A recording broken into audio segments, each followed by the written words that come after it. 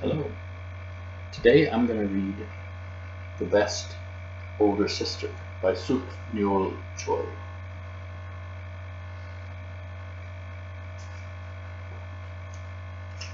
Chapter 1. No Time for Sun-hee. Sun-hee dragged her feet as she walked home from school. Her grandmother, Halmoni, had always waited for Sun-hee outside the schoolyard with a delicious snack. Together they would walk home. Sun-hee would tell Halmoni all about her day at school. But everything changed for Sun-hee when her little brother Kiju was born. Halmoni no longer had time to play with Sun-hee. Now Halmoni was busy taking care of Kiju all day, while Sun-hee's parents were at work. Halmoni fed him, bathed him, and changed his diapers. That little baby made such a mess and needed so much attention. When Sun-hee came home, she saw Halmoni sitting on the sofa, bouncing Kiju on him. Halmoni was waving Sun-hee's little brown teddy bear in front of Kiju.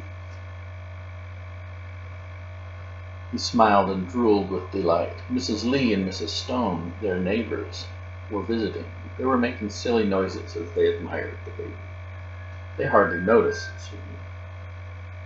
"Oh, hello, Sun-hee," said Mrs. Lee, looking up finally. "We just stopped by to see Kiju.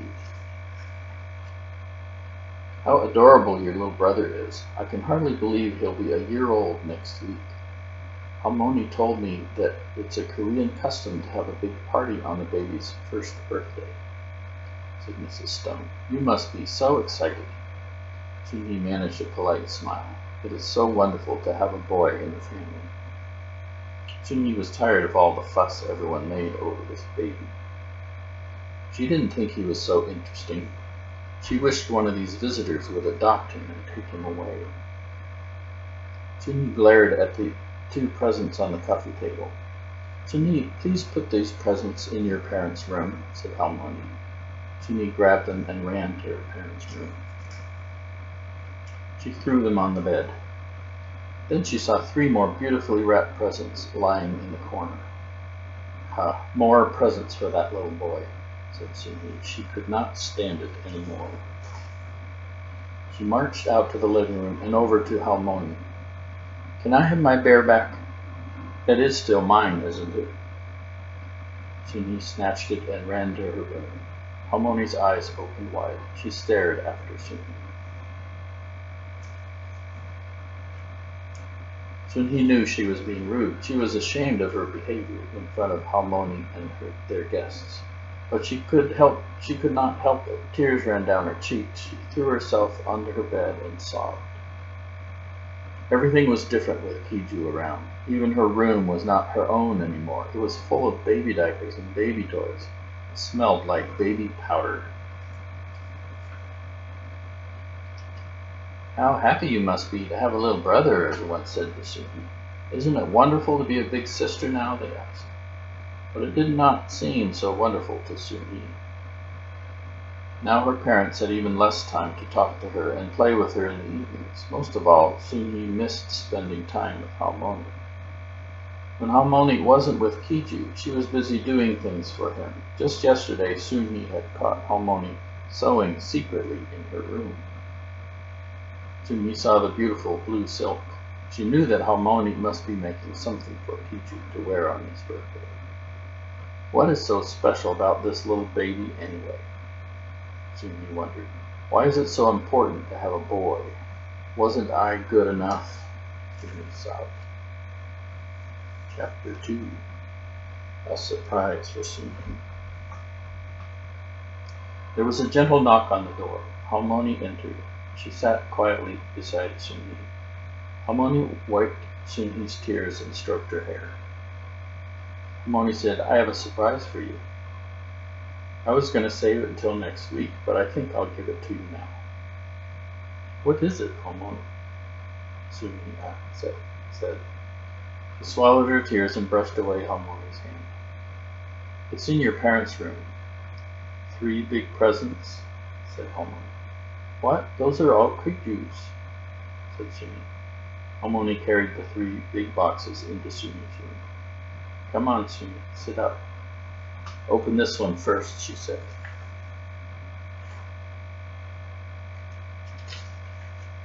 In the box was a royal blue silk Korean dress.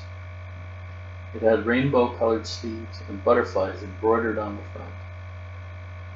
Suni loved it. This is for you to wear on Kiju's birthday, said Harmony. I was afraid you saw it last night when you came to say goodnight. These other 2 are for your best friends, Jenny and Robin. Open them and see if you think they'll like them. Jenny's was peach-colored with white rosebuds embroidered on the front. Robin's was yellow with tiny blue birds embroidered on the sleeves. Suni knew that her friends would love these. Harmony, these are so pretty. It must have taken you a very long time to make them, said Suni. Well, luckily, Kiju is a good baby. He sleeps a lot.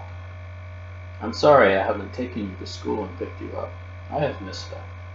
You're special to me. It's just that babies are so helpless and need a lot of care. Just like you when you were a baby, said Harmony. Do people come and visit and make a big fuss over me? Asked Suni. Oh, even more, said Harmony. What a fuss we all made. Don't you remember the pictures of your first birthday? I was in Korea, but your parents sent me a big batch of pictures of you every week. For your birthday, I made you an outfit and mailed it to your mother. I remember those pictures, said Suni. Now that you're a big sister, said Harmony, I thought you could host Kiju's birthday party. You, Jenny, and Robin can decorate the birthday table and host together.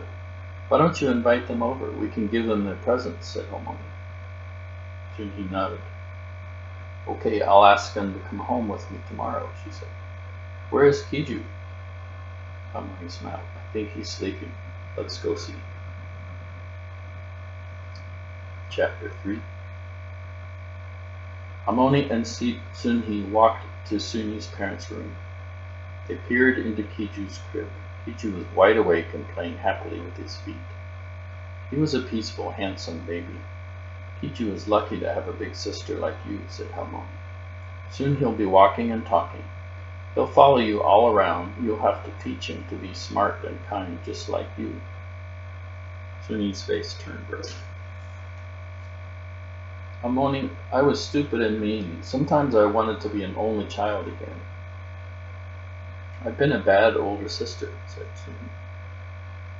Sunhee, that's all right, said Harmony. It's hard to get used to having a baby in the house. Sometimes we wish things had not changed, but that doesn't mean we're bad. I know that you love Kiju very much. I know that you're going to be the best older sister. Sunhee watched Kiju. She promised herself that she would give him the best first birthday party ever. What is Kiju's birthday outfit like? Asked Sunhee. It's just a silk outfit, much like the one you wore, said Sunhee's mother, walking into the room. He's not wearing an extra special outfit? He isn't more special and important because he's a boy, asked Sunhee. Isn't he, is it? Asked Sunhee. Of course not. You're both equally special, said Sunhee's mother.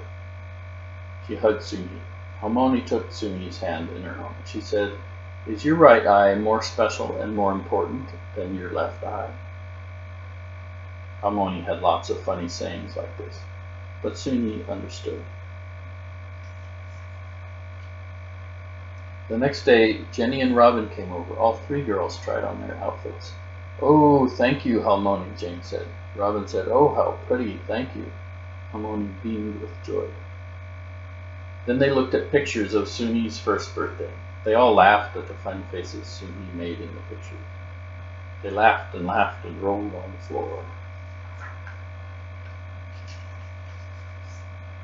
Chapter 4. The Best First Birthday Party. On the morning of Kiju's birthday, Jenny and Robin came over very early. Sunhee's father unfolded the embroidered silk screen. Sunhee's mother spread out a beautiful silk tablecloth. Harmony brought out rice cakes. Harmony started placing one green cake on top of another. See, you stack them just like you stack pebbles at the beach, she said. Soon began stacking the white rice cakes. She mixed them with green rice cakes to make a pretty design. Robin stacked the bright red apples. Jenny stacked the brown rice cakes into a tall tower. Finally, the big table was all set. The girls helped Harmony dress Kiju. They put silk trousers, a silk shirt, and a green silk jacket on him. A big pointy black hat went on his head.